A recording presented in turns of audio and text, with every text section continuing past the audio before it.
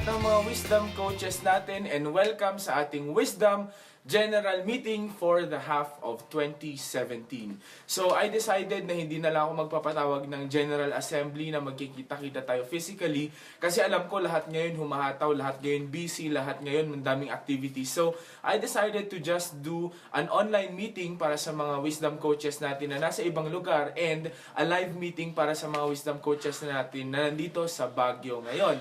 Now, you have to remember, our technology has made everything easier for us, pero kailangan din talaga nating i-maximize to.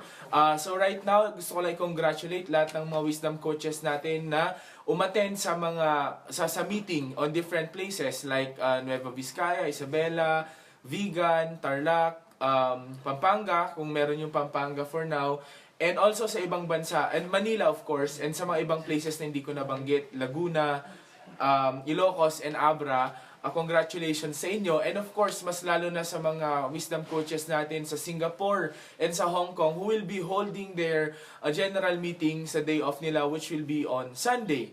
So sabi ko nga, right now, I am maximizing technology para lahat tayo mas mapadali yung pagbe-business natin and for me to deliver my message to you sa ating training video today. So this will be a 3-part meeting video. So a total of 3 videos yung ma-upload and kailangan yung panoorin lahat.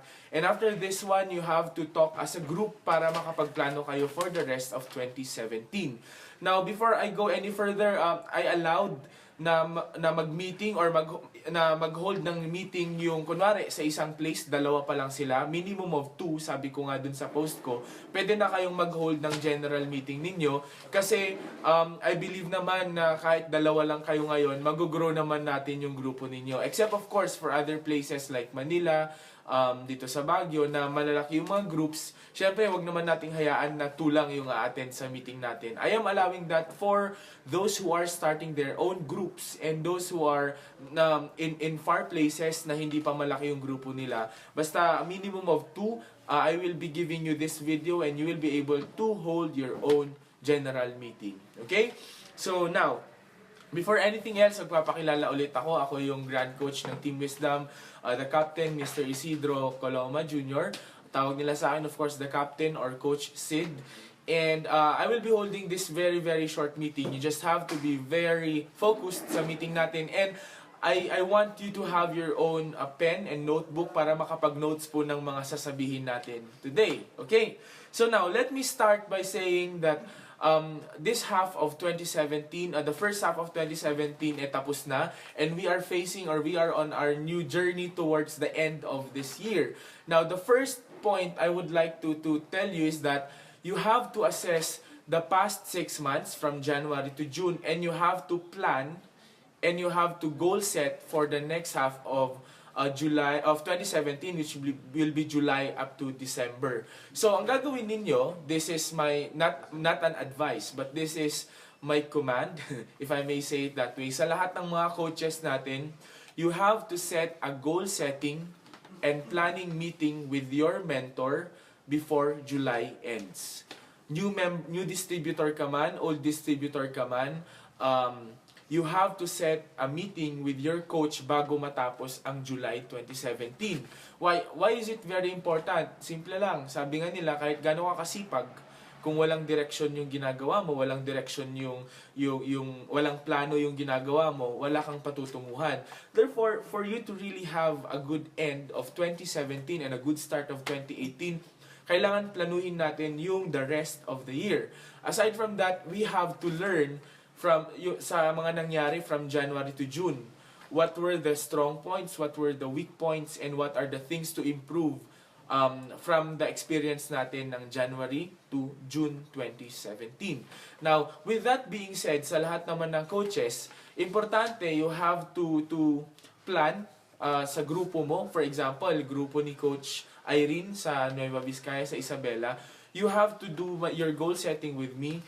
And pagplanuhan natin yung gagawin sa buong grupo mo, and then you talk to your group, to your leaders, para pagplanuhan ninyo yung gagawin ninyo for the rest of 2017. That is very important kasi we have to create a synchronized or we have to create one direction, hindi banda yon. So, we have to create one direction for the team and for the sub-teams na meron tayo. This will make our business easier. This will make us achieve our goals ng mas mabilis.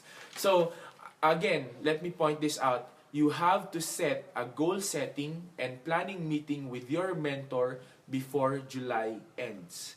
But don't demand. Of course, ikaw ang humihingi ng pabor sa coach mo. So, ikaw ang ikaw ang mag-a-adjust basically sa schedule na meron siya kasi marami rin siyang binabantayan or marami rin siyang inaayos na ibang bagay para sa grupo. So, you have to politely ask your coach or your mentor kung kailan kayo pwedeng mag-usap for goal setting and planning. Okay? With that being said, let us just have a very quick assessment para sa first half ng 2017 ng buong Wisdom or ng buong team natin. So, ano yung nangyari ng first half natin, January to June 2017? First of all, we had really good sales. Ibig sabihin, hindi bumaba yung sales natin from January to June.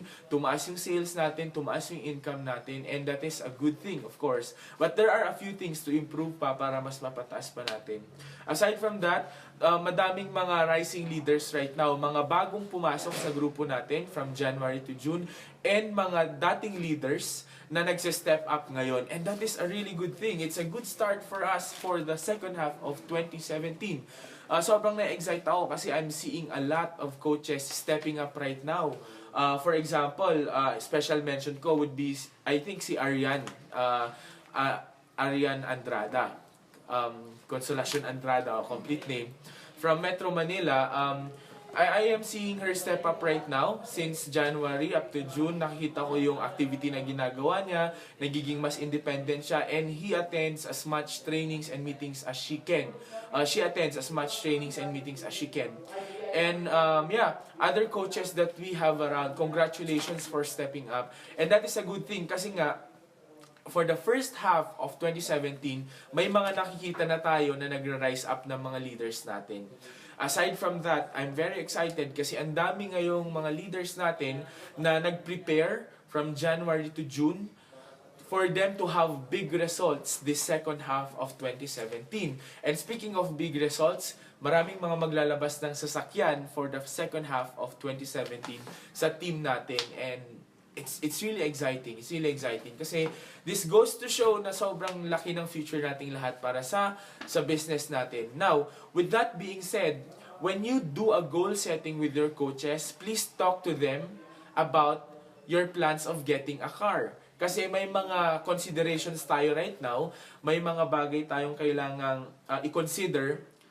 Kaya kailangan natin maglabas ng car as soon as possible. But that will be part of your goal setting and planning with your coach. Itanong mo sa coach mo, Coach, bakit kailangan kong maglabas ng car bago matapos ang taon? Okay? Ask that question. And goal to get your car before the year ends. Okay. Now, aside from that, during the first half of 2017, I think and I believe that the most remarkable milestone that Wisdom had is nakapag-start tayo ng magandang culture and system. Now, what is that culture and system? This is yung nakapag-create tayo ng activities natin on a weekly basis, which is of course yung Wisdom Wednesday natin and other activities that we have. I think it's a very good start for us to create great momentum, big wave for the rest of the year and for next year. Now, for the information of everyone, Wisdom Wednesday is the training activity that we do every Wednesday. Of course, it's Wisdom Wednesday. And it has created really good impact on a lot of our distributors. So I think yun yung pinaka-remarkable natin right now. Aside from that, nakapag-create tayo ng magandang culture every time we do the Wisdom Wednesday kasi nakapagkita-kita yung mga coaches, nakapag-usap, nakapag-share ng strategies, and nakakapag-create ng mas magandang relationship among themselves. So I think yun yung pinaka-remarkable na nagawa natin for the first half of 2017. Now, what are my general plans for Team Wisdom for the rest of the year? Number one, we will be improving the system and the culture that we have right now. Sabi ko nga, we have a good system and culture right now na na-create natin, but we don't stop there. We have to go beyond it. We have to step forward. We have to move forward Therefore, we have to improve the current system and the current culture that we have. Aside from that, we will be building more leaders and we will go wide and go deep. Okay, anong ibig sabihin ng go wide and go deep? If we say go wide, yun yung magdadagdag ka ng madaming packages mo, iwa-widen mo yung structure mo, magdadagdag ka ng maraming accounts. Go deep, yun yung magte-training tayo, magki-create tayo ng malalim na understanding, malalim na belief, malalim na commitment sa business natin within our teams. The question is, who will be doing yung pag-go wide, pag-go deep? Now, this is my advice to everyone. Your focus for the next quarter would be to go wide. Add packages, get as much distributors as you can sa team mo. Because if you notice, yung mga coaches nyo right now, kagaya ko sa Wisdom, kagaya ng Team New Gen, kagaya example ng Tycoons, kagaya ng Revelation, and of course, N-World itself, and mga ibang sub-teams, we are already creating training systems, we are creating support systems, and we are creating really good modules for you to have a team na mag-go deep. Therefore, that should be less of your concern. Bawasan nyo yung focus nyo doon sa go deep because that is what we are doing right now as a team. Ang magiging focus nyo sa team mo, sa sub-team mo, is to go wide. Get as many people as you can, get as many distributors as you can, and bring them to events and activities para makapag-go deep tayo sa kanila. Okay? So I hope you got my point. Your focus right now is to go wide, and our focus is to help you go deep sa grupo ninyo.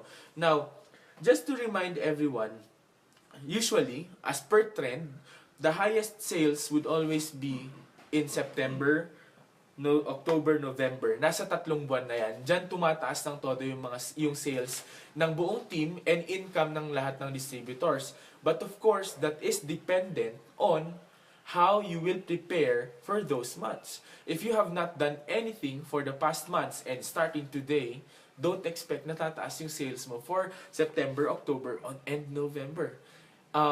Aside from that, we have to prepare for December.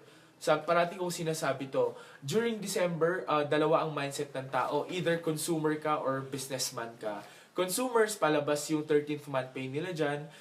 Bago pa nila ma-receive, iniisip na nila kung saan nila gagastusin, kung saan nila ipambibili yung pera makatatanggap nila. But if you're a businessman, you know for a fact na during December, dyan naglalabas ng pera yung mga tao. So we prepare for that. How do we prepare for that? We improve our skills in doing sales. We get more inventories, mga sales natin, kasi mas madaling magbenta pag may mga reunion, kapag may mga gatherings and all that. So, with that being said, for us to increase our sales during September, October, and November, and prepare for December, you really have to do something right now. And that would go back sa sinabi ko kanina, you have to assess the first half of 2017 and prepare, plan, and goal set for the next half of 2017. Therefore, that brings me back to doing assessment and planning for the first half. Doing assessment for the first half and doing goal setting and planning for the second half before July ends. Do it as soon as you can. Huwag nyo nang ipoprocrastinate. After this training video, talk to your coach kung anong schedule kayo pwedeng mag-usap. After this training video, start planning as a team kung ano yung mga gagawin ninyo. Okay? Now, you have to remember that for the second half of 2017, we will also be creating momentum for December of 2017 and January of 2018. Ibig sabihin, whatever you plant right now, aanihin mo yan for the next few months, and whatever you will be planting for the next 6 months, simulan mong aanihin yan by January of 2018. Therefore, if you would like a changed and improved life in 2018, start planting now. Start planning, goal setting, executing your plans right now. Okay? Now, another thing, this is one of the biggest plans I have for the second half of 2017. We will be creating systems and culture also for our international team. Ibig sabihin, we will be starting to create system. Kunwari sa Singapore, I have already started talking to them kasi nung pumunta ako doon, nagpa-meeting din ako. But I will be starting to focus on creating system and culture for them. For example, kailan nila gagawin yung mga weekly training sila, mga Wisdom Wednesday. Kasi obviously, hindi nila pwedeng gawin ng Wisdom Wednesday on a Wednesday kasi karamihan sa kanila nasa work during Wednesday. So baka Wisdom Sunday yung tatawag natin doon. But yeah, the point is, I will be creating system for international teams natin. Yung shipping system natin, yung pagkuha ng products and all, we will try to create, of course, inline sa system na meron tayo for N-World and for Team Revelation right now. But, syempre, ang focus naman parati ng team natin is improving the wisdom, the belief, the commitment, attitude of our coaches. Therefore, dun tayo magfo-focus in creating the system and culture for our international distributors or international coaches. So, sisimulan natin yan sa Singapore and sa Hong Kong because yun yung may mga existing groups tayo right now. And, of course, you know for a fact, I have posted it on Facebook, we will be going to Dubai on August 16 to 28. Bakit? You will learn about them soon. But this is my suggestion. Start preparing your referrals and your teams sa Dubai. Basically, nandun kami, hindi lang naman para magbakasyon, kundi para mag-network. Basically, bulk of our time there will be for creating a team for us. But aside from that, syempre on the side, mamamasyal din kami. Okay? So, there. Now, that's the first I would like to point. Assess the first half of 2017 and plan for the second half of 2017. Now, let me go sa second topic na gusto ko i-discuss. Since sinabi ko kanina, we have to improve the system and culture for the team. The second thing I would like to discuss is how do we improve our system and culture for our Wisdom Wednesday. Okay? Paano natin i-improve yung system natin para sa Wisdom Wednesday?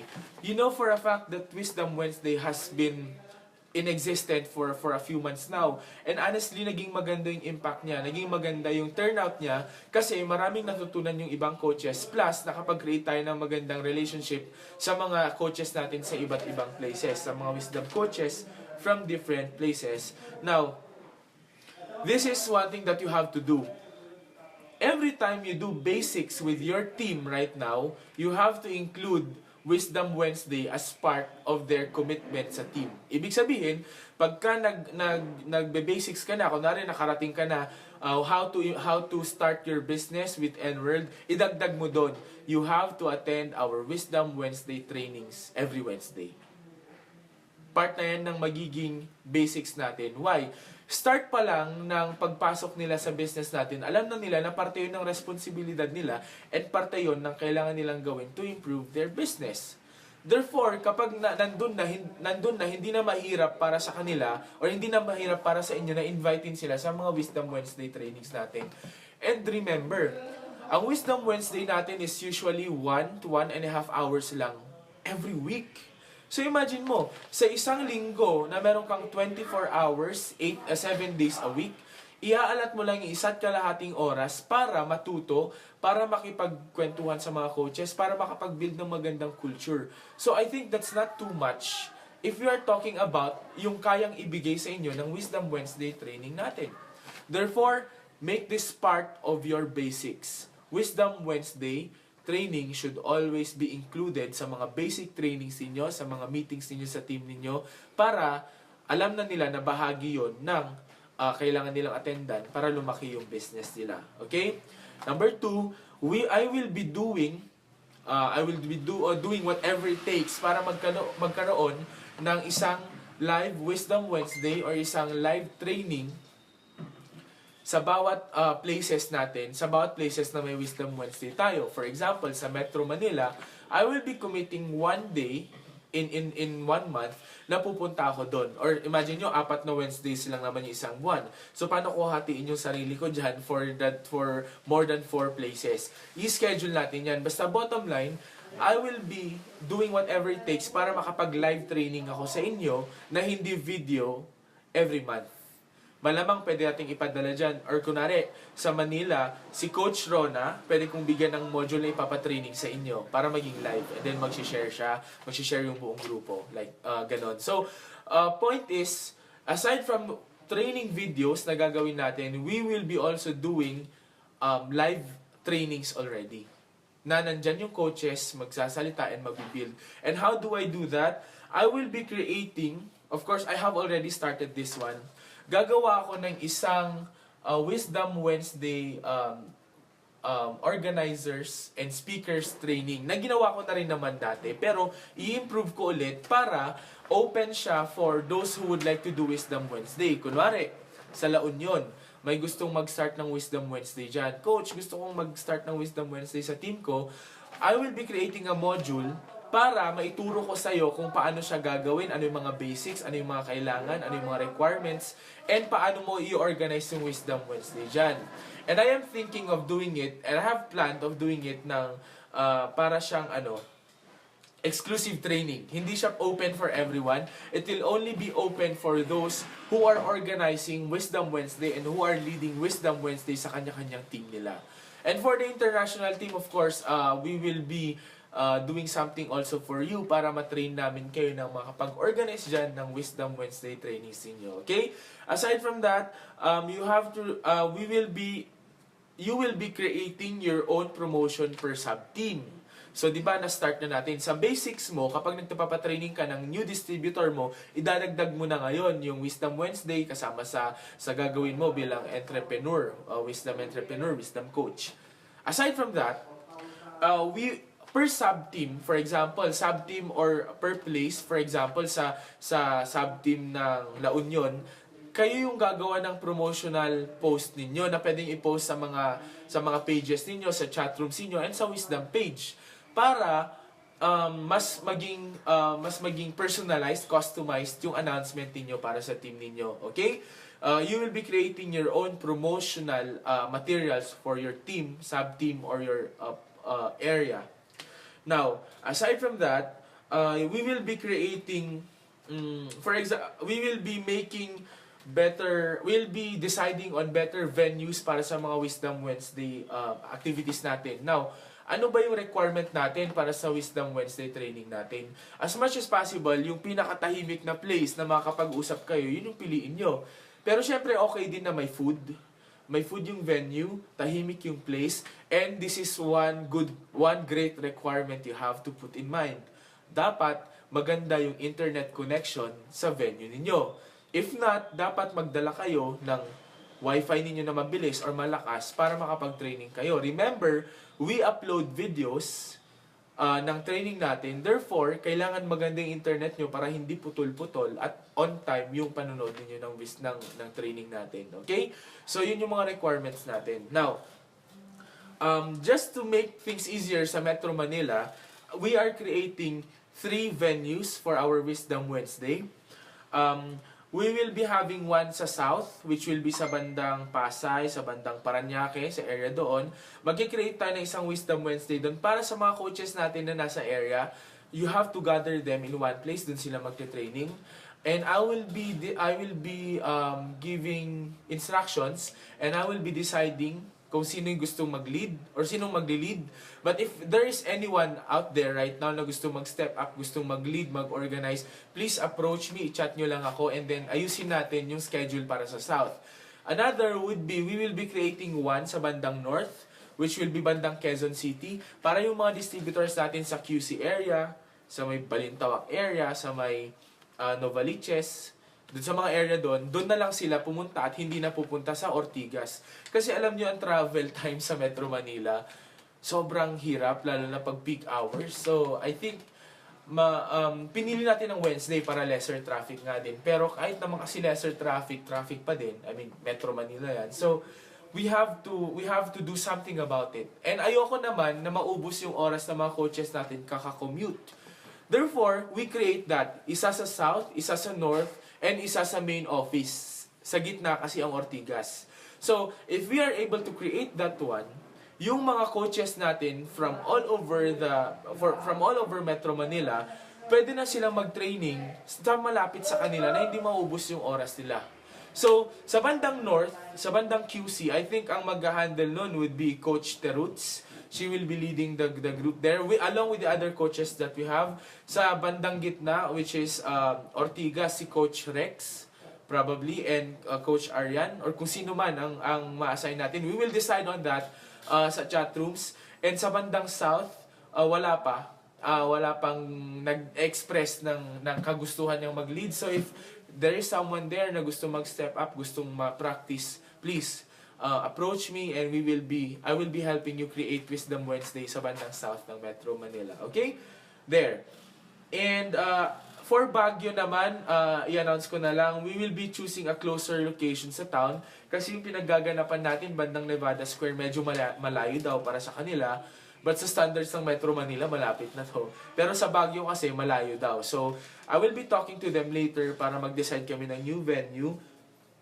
And aside from that, I will do whatever it takes para makapag-create ng printouts per training, per Wisdom Wednesday. Ibig sabihin ng printouts, may module na yung training, meron kayong hawakan na module, and doon, nandun yung mga announcements and mga newsletters natin. Excuse me. Ibig sabihin, kapag may mga future events tayo, Wisdom, Revelation, New Gen, and World, ilalagay natin lahat doon para meron kayong printouts na. Okay? So, yun, importante yun. Kasama yun sa i-achieve natin for our Wisdom Wednesday. Now, I would like to emphasize this one before I end yung second topic natin. You know, Wisdom Wednesday is created to train you becoming better entrepreneurs, the best entrepreneurs you can be. And if I say improving you, hindi lang natin pinag-uusapan yung skills, yung technicalities ng business. Hindi lang natin pinag-uusapan yung paano mag-present, paano magbenta, hindi lang ganoon. When we do Wisdom Wednesday, we nurture both your skills and your character as an entrepreneur. Now, how do we do that? Every time na may Wisdom Wednesday tayo, I would suggest, and I would like to tell everyone, na kung ang nakaset na time natin for Wisdom Wednesday, for example, is at 7:30 p.m., please go there on or before 7:30 p.m. Because that will be your time to talk to other coaches, makipag-socialize with them, get to know them, learn their techniques, learn their strategies, before tayo mag-start officially ng Wisdom Wednesday. Kasi may guidelines tayo ng start ng Wisdom Wednesday eh. And yung start na yun na yung official training natin. So, sabi natin 7:30 yung announcement, i-start natin ng 8 p.m. So, you go there 7:25, 7:15 or 7 p.m.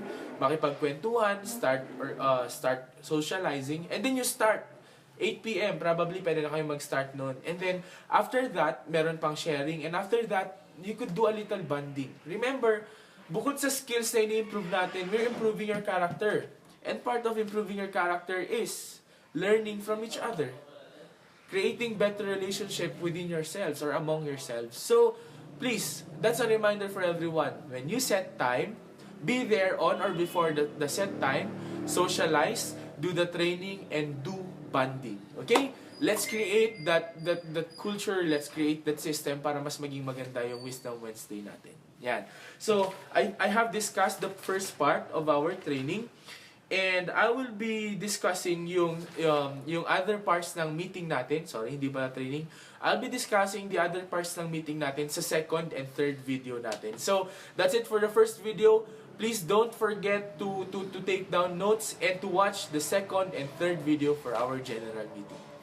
Okay, so this is the second part of our three-part video meeting for Team Wisdom para sa mid-year na general meeting natin or half of 2017 na general meeting natin. Okay? So sa first video, I have discussed, of course, the first one would be you have to assess the first half of 2017 and do goal setting planning for the second half.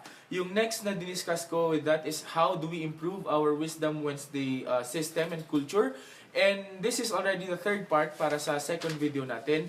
Ang third na i-discuss ko would be our Wisdom Charity. Now, you know for a fact that our team has not only been focusing on improving our sales, on making ourselves rich, of course, hindi lang tayo nakatutok doon, but we have also committed ourselves into helping in the way we can, in any way we can. Kaya pinutap natin yung Wisdom Charity natin. So, currently, meron tayong Wisdom Charity Fund na hawak ko.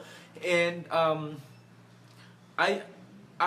honestly, sa sobrang dami na activities natin right now, we could not really fit in any Wisdom Charity work that we can do right now.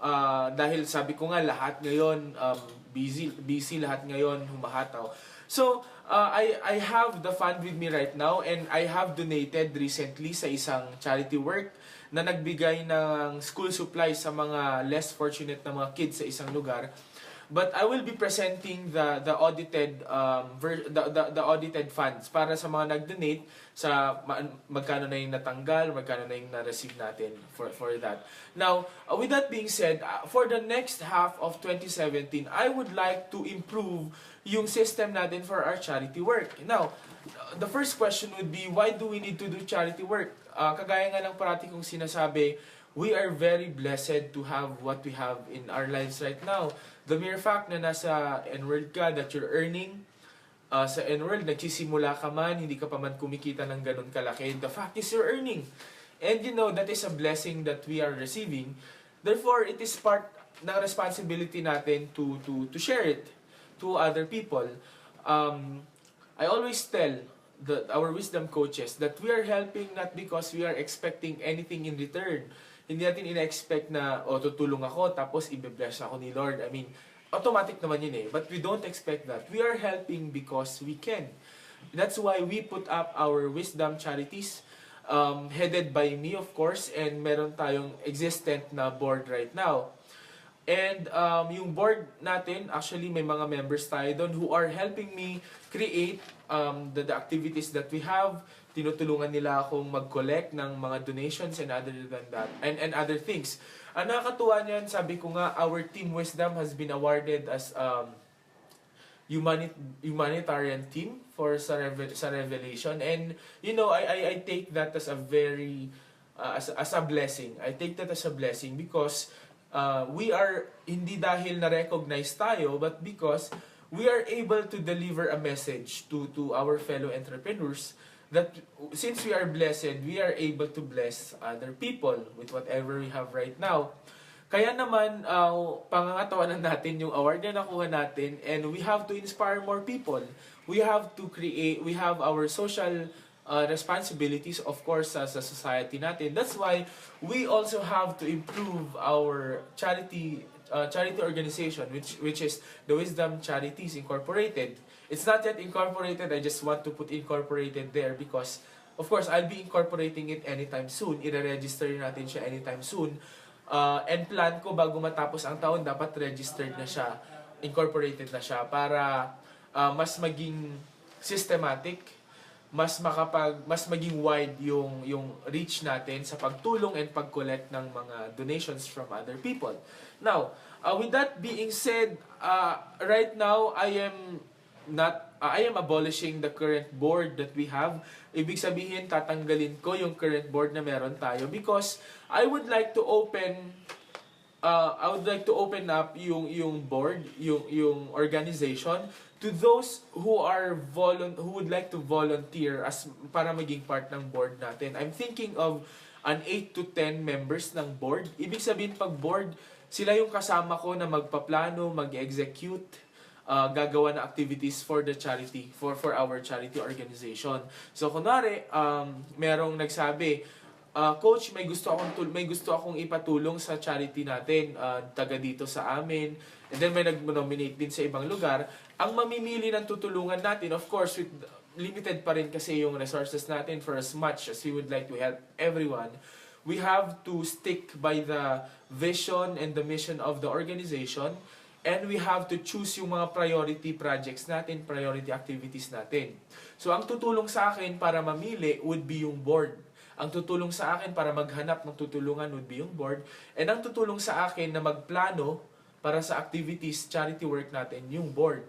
And aside from that, ang tutulong sa akin para i-execute yung plans would be yung board natin, yung magiging parte ng Wisdom Charity board natin. So, if you would like to be a board member ng charity organization natin, please feel free to message me. I am accepting applications. Hindi nyo kailangan ng CV or resume. I-message nyo lang ako directly.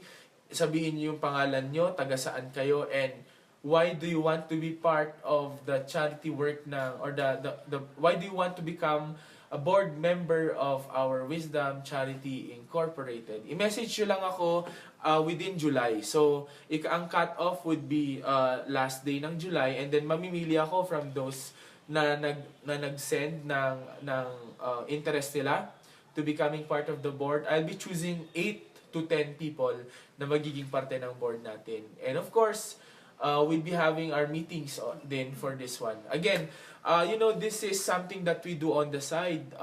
In a way, kung iisipin mo, nakakaabala siya sa paghahanap buhay ko, sa pag-network ko, or pagbi-business ko. But we are blessed, sabi ko nga sa inyo, and we have a responsibility sa mundo natin, sa paligid natin, to bless other people also. We have a responsibility to create a better world for the other people who are not as fortunate as we are. So I am encouraging lahat ng mga gusto maging part ng board natin. Please submit your name, your location, and the reason why you want to become part of the board of Wisdom Charities. I-submit nyo po sa akin, and I will choose from there. Okay? So, ang cut-off would be the last day of July. So, if you want to become a blessing to other people, be part of the board of Wisdom Charities. Now, aside from that, I am also opening the table for suggestions. Kunwari, ayaw mo maging board pero may suggestion ka, you may suggest, you may give your suggestions on how we improve our charity works and beneficiaries. Ibig sabihin, kung may naisip ka na gusto mong tulungan natin, may nakilala ka na gusto mong tulungan natin, you just have to submit sa amin yung gusto nyo tulungan natin, and then aaralin natin kung sino priority na tutulungan natin. But to give everyone an idea kung ano ba yung thrust, ano ba yung focus ng Wisdom Charities, we call it Wisdom because, of course, team name natin doon, and we would like to focus on people and things that give us wisdom.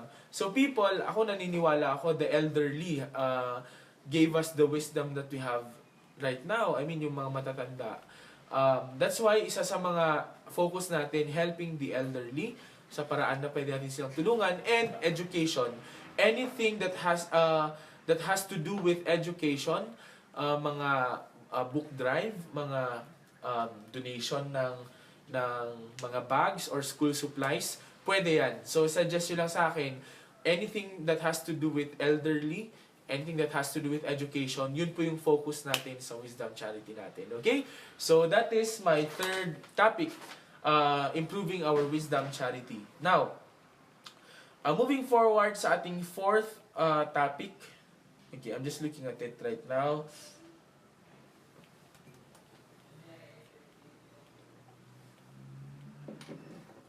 Okay.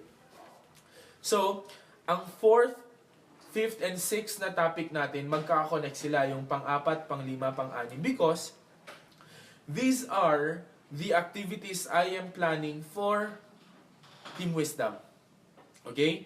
Now, ang fourth na announcement ko would be, we have, nag-meeting kasi kami sa Manila, kasama yung mga ibang leaders, and this is one of the suggestions that they gave. And I think it's a really good suggestion. It's a great suggestion. That's why I am pushing through with this. We are going to hold a wisdom caravan coming from north papuntang south. Or no, north to Baguio, south to Baguio. So we will be doing a caravan. So pag sinabing caravan, actually, sales caravan siya. So lahat ng madadaan nating lugar na may grupo tayo, we will be holding NBOs and trainings doon, we will also be doing flyering. So ito yung magiging activity natin. Per place na pupuntahan natin, we would be doing flyering activity, group NBO, and special training. So yung tatlong yon, flyering, group NBO, and special training. Pero gagawin natin siya ng sunod-sunod na araw. Kumbaga, ito todo na natin. Ibibigay natin lahat ng effort natin, ng gagawin natin para mapaganda yung sales ng mga places na yon. Now, the good thing is, may mga coaches tayo na may sasakyan. So, for example, kami, may mga sasakyan ako, I can get more people na sumama sa caravan with me. Plus, may mga maglalabas pa ng sasakyan ng mga coaches natin. You can and you must be joining us. Bakit? For example, pupunta tayo, i-announce ko na kasi yung mga places na pupuntahan natin. Kunwari, magbibigan tayo. And then, may date na. So, ngayon pa lang, mag-start ka na maghanap ng prospect mo sa vegan, mag-start ka na mag-gather ng team mo, para pagpunta natin doon, magpa-flyering na lang, may mga hakot na kayo sa group NBO, and magte-training na lang tayo. So, these are the dates na napili ko. From September 23 to 27, okay? This is subject to change pa kasi kailangan ko pang aralin with the other coaches that we have, malamang mag-adjust pa. But basically, ito na yon. Sa September 23, it will be in Ilocos Norte. Saan? Probably sa Lawag.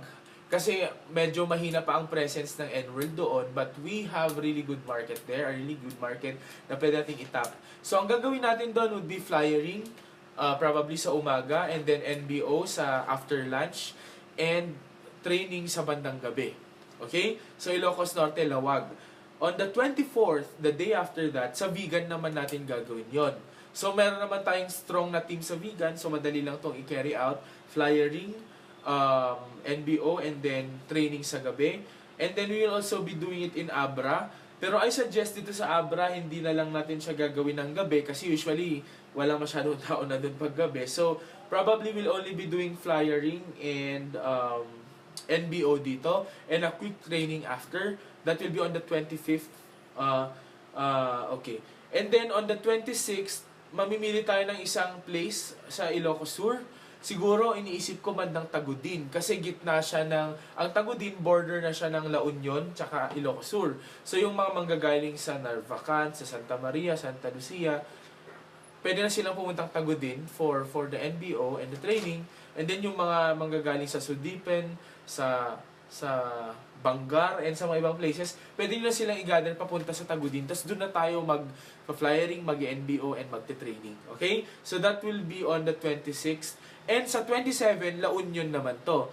So I am thinking gawin natin siya sa bandang San Fernando or Rosario, La Union. I don't know which one would be better. Open for suggestion to. Kila Coach Che, kila Coach Gian, may ibang coaches natin dyan kung ano suggestion ninyo. We decide, Rosario ba or doon sa San Fernando, La Union. Magpa-flyering tayo, mag-NBO, and magti-training again. Okay, so yun yung mga dates natin. 23, 24, 25, 26, 27. 5 days yun na dire-diretso. Aside from that, magkakaroon tayo ng konting break kasi magre-resume tayo sa October 3 to 7. Ano naman October 3 to 7? October 3, iniisip ko sa Laguna, sa South naman tayo. After Laguna, October 4, sa Metro Manila, bandang Ortigas, or I think mas okay ako sa QC na gawin natin yung mag-rent tayo ng isang Jollibee doon or McDonald's. Yeah. So, October 3, Laguna, October 4, QC, October 5, Pampanga, Tarlac. Okay, eto ngayon. Hindi ako makapag-decide masyado kung Pampanga or Tarlac. Basta either of these two places. Ang gagawin natin, yung Pampanga, Tarlac, Nueva Ecija, maghakot na lang kayo papunta sa Pampanga or Tarlac. Kung ano man pag-desisyonan natin for October 6, ay October 5. I'm sorry, October 5 yun ha. Yung mga distributors natin from Pampanga, Tarlac, Nueva Ecija, hakot kayo papuntang Pampanga or Tarlac on October 5. Doon natin gagawin yung caravan natin. And then, October 6 sa Pangasinan naman tayo. Now, I think the best place na gawin natin to would be in Urdaneta. Kasi, yung mga taga-Balungaw, taga-Dagupan, taga-Lingayen siguro, or other places, doon na lang tayo magkagather sa Urdaneta para sa caravan natin. And ang magiging last leg ng caravan natin would be Baguio. So for Baguio, ang gagawin naman natin would be sa October 7 na to, this will be on a Saturday. This will be another whole day activity. Magpa-flyering tayo ng konti sa umaga for those who would like to do flyering here. But ako, I will be preparing for the NBO ng hapon and General Assembly natin ng gabi. 7 p.m. sa Baguio. So pag sinabing General Assembly, assess ulit tayo ng mga nangyari sa caravan. Tingnan natin kung ano yung effective, ano yung hindi. And we will be planning for our next activity. So, yun yung 4th natin caravan.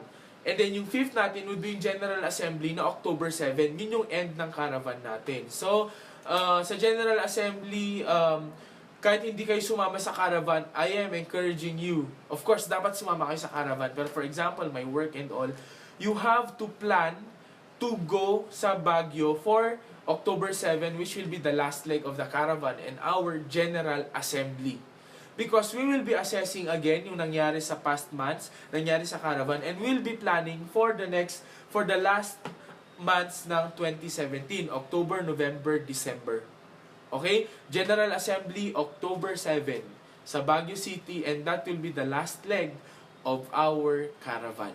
Clear? So, yun. Number 4 na diniscuss ko would be yung caravan. Number 5 yung General Assembly natin. Now, I would like to inform everyone. During caravans, for example, pupunta tayo sa Vigan, sa Ilocos Sur, sa ibang places, you have to start allotting budget para sa caravan natin. Pag sinabing budget, kunwari magsistay tayo sa Vigan, if you have a place to stay, well and good. If wala, kailangan mag-check-in. Now, pag nag-check-in tayo, usually you spend 300 per night, average yun. Kasi dalawang tao sa isang room, pag mga usual na hotels lang, mga affordable hotels, parang 300 to 500 per head sa isang place. Of course, yung kakainin mo, yung pang-flyer mo, yung isusuot mong damit, yung travel expense mo, magko-contribute ka sa gas nung nagdala ng sasakyan. Lahat ng mga yan, kailangan mong paghandaan. Now, the good part of this is that, babawiin naman natin yan sa pagkakaravan nyo eh.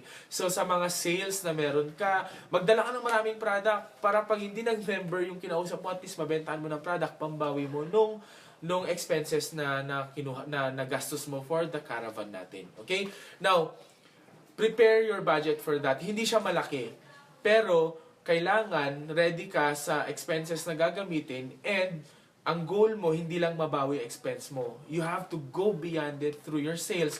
So, hindi ka papayag ngayon, hindi makapag-invite, hindi makapagbenta sa mga lugar na pupuntahan natin kasi gagastos ka kahit papano. Okay? So, therefore, prepare for the caravan, prepare your budget, prepare yourselves, and prepare your schedule. Ang hirap. Ito kasi, ang usual na experience ko pagka may outside activity tayo, na-announce naman na. Magugulat na lang ako kung anong na-announce na oras, doon pa itatapat ng ibang distributors yung ibang activities nila. Come on. We are setting schedules para uniform schedules natin. Isa lang ang direction natin. Therefore, if we set schedule, we have to stick strictly on those schedule and iwasan yung mag-schedule ng ibang bagay na hindi kasama sa pinag-usapan natin para ma-maximize natin yung caravan natin, yung activities natin. Okay? Now, question. Bakit tinapat natin ng September? You have to remember, today, sa mga susunod na buwan, susunod na linggo, ang daming activities ng Revelation, ng N-World, ng New Gen, ng buong Wisdom. Madami tayong activities. Sunod-sunod yan, katatapos ng caravan ng Revelation, may training na naman na upcoming, meron tayong Midyear rally, merong activities sa mga susunod. And you know, this is what I think. Etong mga activities na to, we have to participate. Ayoko naman na biglang may pa-activity si Mentor Lian sa Revelation, then bigla akong magsiset ng caravan. I mean, medyo disrespectful sa part ng coach natin yon. Bukod doon, nagkikreate sila ng support system eh. So we have to cooperate, we have to maximize yung support system na yan. So I think sa mga susunod na buwan, madami tayong gagawin kasi under Wisdom, so under Revelation, under New Gen, under N-World. Therefore, medyo feeling ko magde-decline ng konti activity during September, doon naman tayo papasok ng sariling activities natin. Para hindi maputol yung momentum, para tuloy-tuloy yung activity natin. That's why sinet ko siya ng September. Going October. Okay? October, November, December, yan na kasi yung last quarter ng 2017, mag-a-assess ulit tayo ng October, kaya tayo magge-general assembly sa October 7 dito sa Baguio, which will also be the last leg of our caravan. Okay? So, clear tayo dyan. Please, ayusin nyo ma-schedule nyo, mag-budget na kayo, mag-start na kayo mag-allot for this one, and prepare yourselves. When I say prepare yourselves, dapat pag pumunta kayo dito sa mga caravan natin, magaling na kayo mag-invite, magaling na kayo mamusakal. Pag sinabing pusakal, yung kakausapin hindi kakilala, malakas na ang loob mong mag-flyering. Tandaan mo, pupunta tayo sa, kung taga Baguio ka, tapos nag-flyering ka sa Ilocos Norte, matatanggal yung hiya factor kasi wala ka namang kakilala halos doon. Diba? Pag taga Baguio ka, tapos nag-flyering tayo sa Manila, halos wala ka namang kakilala doon. So, okay lang. Minsan kasi yung pumipigil sa atin mag-flyering sa isang lugar, kung nasan tayo is, baka makita tayo ng kakilala natin, nakakahiya or whatever. But, we're doing sales and part talaga yan ng training. But, mas lalakas ang loob mo pag nag-flyering ka sa lugar na wala kang kakilala. Okay? So, prepare yourselves. And lastly, fourth would be yung caravan, fifth would be yung general assembly, and sixth would be our Wisdom Grand Event na gagawin natin sa December 2 to 3, 2017. So December 2 to 3, 2017, early as now, I am announcing this one. Our goal is to have at least 300 attendees sa grand event natin na yun. And I am doing something different. Hindi tayo mag-gala night na naka-formal tayo, naka-gown, naka-tuxedo kasi parati na natin ginagawa yon. Hindi tayo mag-i-event ng pa-meeting na naka-smart casual tayo or business attire. Hindi ganun yung gagawin natin. Iibahin natin. This will be something fun, something you will enjoy, and something that will create better culture para sa ating lahat. Okay? This will be a year-ender activity and a Christmas party para sa atin. Siguro naman, walang magtatapat ng Christmas party ng December 2 to 3 kasi masyadong maaga pa yon. Kaya gagawin ko ng Christmas party natin yun para hindi natin masagasaan yung ibang activities ninyo for the year. Now, ano ba yung concept nito? Hindi ko pa i-announce because napagplanuhan na namin, meron ng rough draft kung ano yung gagawin, but I would like to contain my excitement in doing this one kasi gusto ko i-announce siya ng mas exciting. So, hindi ko siya i-announce kung ano gagawin doon. But this will be something fun, this will be something different, and this will be something na pwede mong dalhin yung buong pamilya mo. Okay? December 2 to 3, 2017. Now, saan yung venue? Pinili ko yung gitna nating lahat, probably La Union. Because ang La Union, dyan may mga magagandang resorts, dyan may mga magagandang places na pwede tayong puntahan. And very affordable yung mga places. Para mabitbit mo buong pamilya mo, gusto mong bitbitin yung buong pamilya mo. So it will be held in La Union on December 2 to 3, 2017. And it will be an exciting grand event for Team Wisdom. Okay? So look forward sa event na yan. Right now, simulan mo nang i-block yung schedule na yan, isulat mo na sa planner mo, magplano ka na, isama mo na sa mga pa-meeting mo. And I will be announcing kung ano yung gagawin natin because again, it's an exciting activity. Hindi kayo antukin, hindi kayo mabobore, hindi kayo mababagot sa gagawin natin. It will be a fun activity for everyone. Okay? That will be on December 2 to 3 overnight sa La Union. Okay? So, that's it for my second video because I will be doing the part 3 of the 3 video meeting that I'm doing today.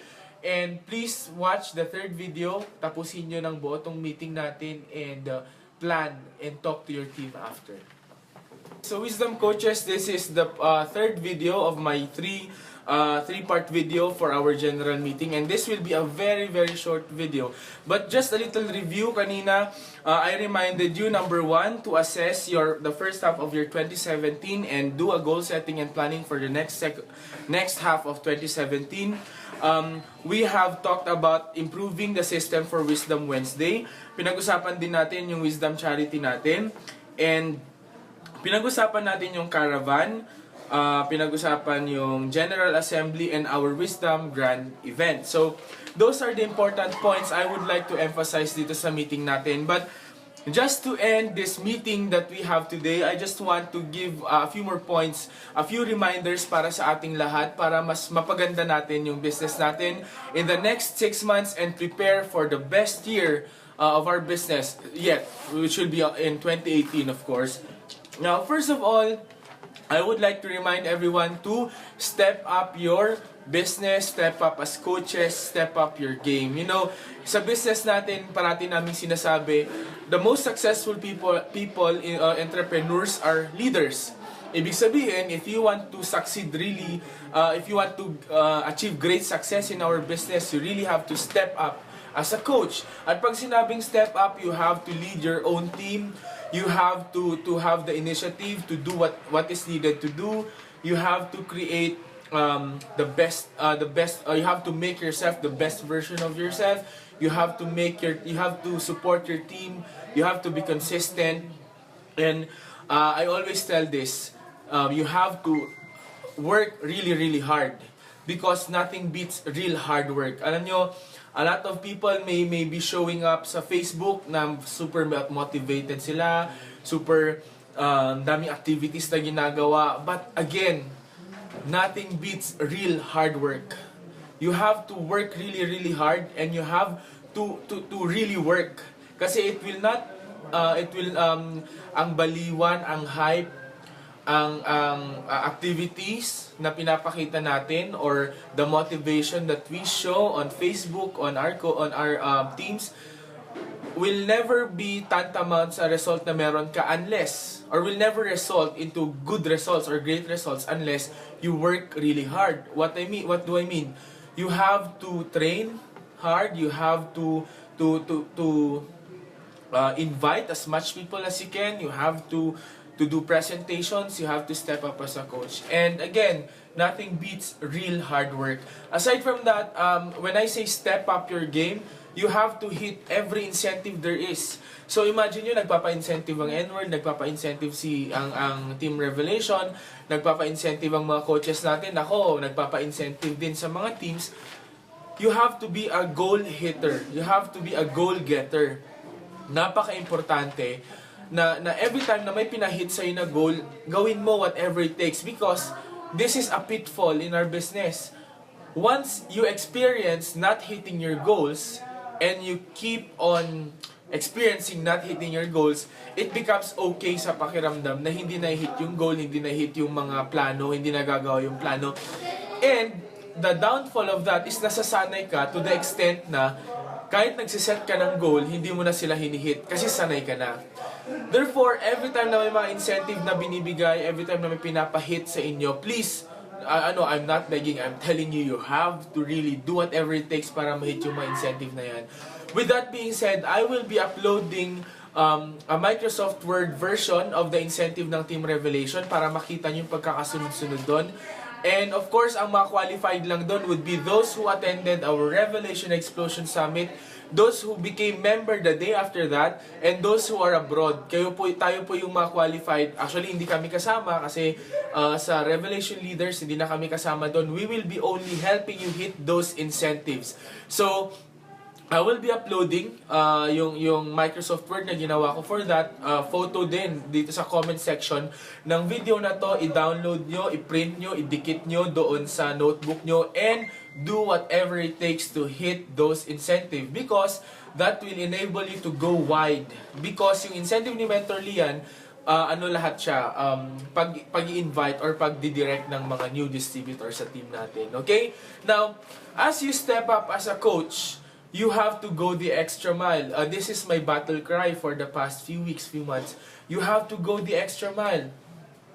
magte-training ka na rin lang, instead na 1 hour yung training mo, make it 1 hour and a half. Maybe the things you learned for the 30 minutes would change your life. Mag-invite ka na rin lang, 5 yung original plan mo, make it 7.